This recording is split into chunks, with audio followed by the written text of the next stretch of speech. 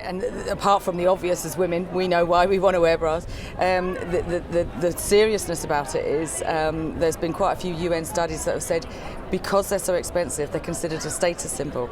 And if a woman is seen to be wearing a bra, it means that she has money and therefore she's got a man behind her or a family behind her. She's less vulnerable to physical and verbal abuse, essentially. Yeah. So how did it go? You collected bras here and then off you went? Yeah, essentially. We had gently used and freshly washed bras. Marks and Spencer's were fantastic. They gave me hundreds of bras, as did Boujou as well, Gibraltar, they gave us. But mostly they were donated from people, as you know yourself. Women have 20 bras, we wear about 4, and the rest we just hope we get back into one day. So I ended up with about 4,000 bras. Wow, and how was the trip itself?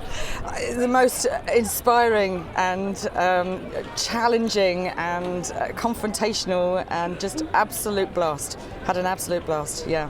Tell me a bit more about it.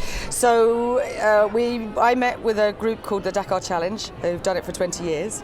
I met with them in Tarifa. They'd all come from the UK. And we set off and we went to cross over to Morocco. Morocco's an easy ride, we know what Morocco is, there's no problem there.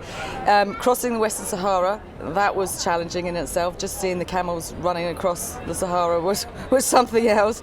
I did a lot of that driving on my own, completely on my own, which again was challenging and very rewarding. The further down the west coast that we went, the more challenging it became. So crossing the border into Mauritania had its issues, particularly as a white Western woman on her own. Senegal is an amazingly beautiful country. Again, crossing borders seems to be we crossed at the most corrupt border on the planet. But again, that wasn't something that you couldn't pass through without a bit of humour, a bit of humility. Through the whole of Mauritania and Senegal, and then getting into the Gambia itself. It's called the Smiling Coast for a reason. So welcoming and so gracious. So it was quite an adventure to get there, and what were the reactions to the bras from the women? So I made sure, or I certainly wanted the whole delivery of the bras to be something that was wanted, and to incorporate the mothers and the grandmothers of the village to ensure that it came across as something that this is something that they needed.